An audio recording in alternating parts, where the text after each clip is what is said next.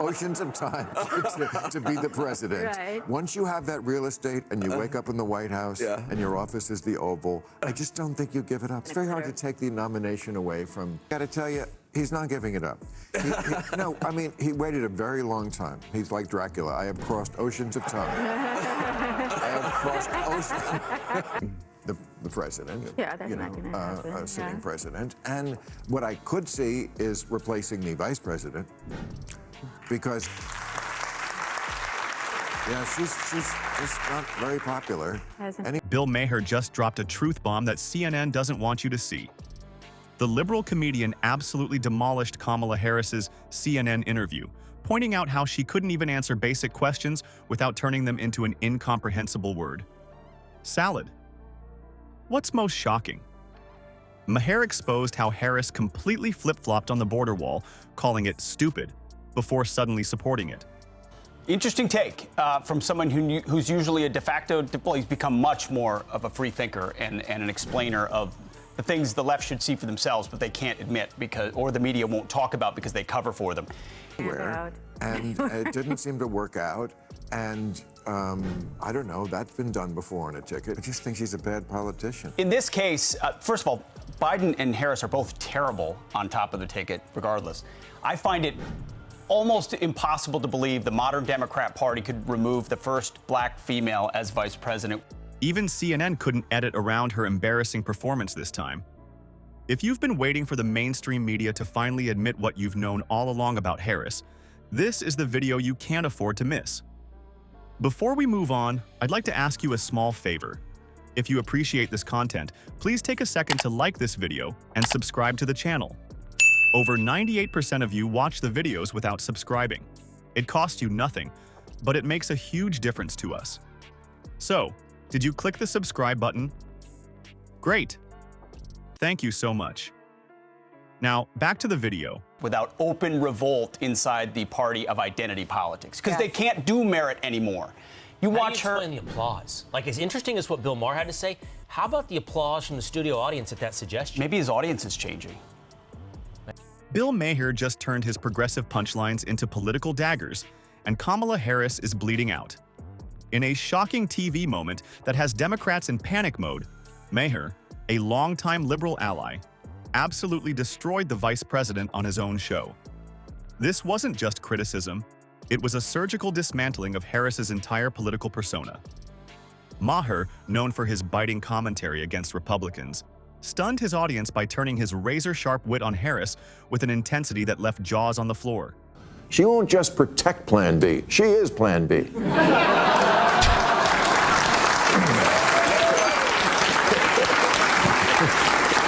I just want to be your guide here and tell you what the choices are. Kamala Harris, vice president, will get all of Biden's campaign money, and on the Democrats' best issue, abortion, she's a walking reminder to women that Republicans are coming for the abortion pill. And as a former prosecutor, Kamala was putting criminals in jail back before liberals decided that was a bad thing. The audience gasped as he launched into his takedown, proving no political figure is safe from his brutal honesty. Not even those who usually get a pass from left-leaning commentators. What made this attack so devastating wasn't just that it came from liberal-friendly territory. It's that Maher exposed the one issue Democrats can't hide anymore: Harris's painful habit of completely contradicting herself.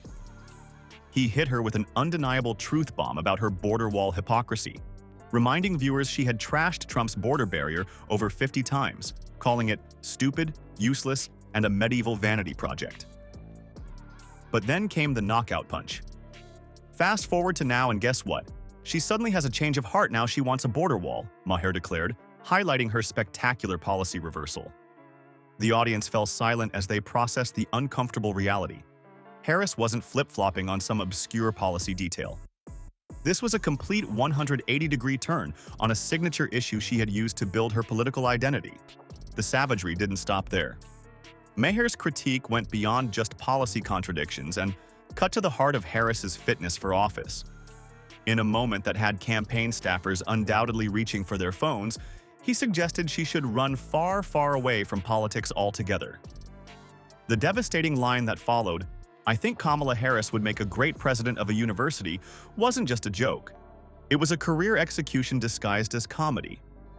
Perhaps most humiliating was Maher's merciless mockery of Harris's notorious communication style. Anyone who's watched Harris struggle through interviews knows exactly what he meant when he skewered her word salads that leave listeners baffled and frustrated. Every time she's asked a direct question, she pirouettes around it like she's performing in the political Olympics, spinning a dizzy tornado of words that mean absolutely nothing, Maher said, mimicking her circular speaking pattern that has become fodder for endless social media clips. The fallout was immediate. As clips of Maher's takedown spread across social media like wildfire, the reaction from viewers revealed something Democrats have been desperately trying to hide: the collapse of Harris's support, even among those who would naturally defend her. Comments flooded in expressing shock that even Maher could no longer pretend Harris was performing adequately in her role.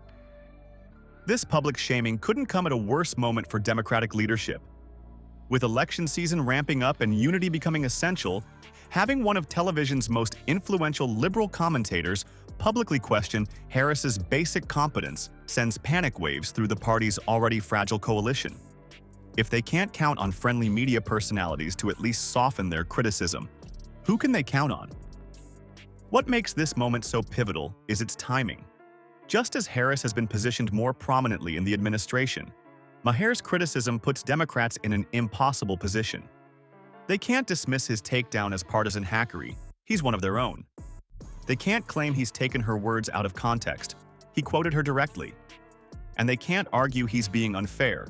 His critiques echo concerns many voters already harbor. The Harris camp has been scrambling to control the damage, but there's no putting this genie back in the bottle. When a left-leaning commentator with Maher's platform and credibility delivers such a devastating assessment, it signals permission for others to voice similar concerns. The floodgates are now open. Political insiders are describing this as a potential point of no return for Harris's ambitions.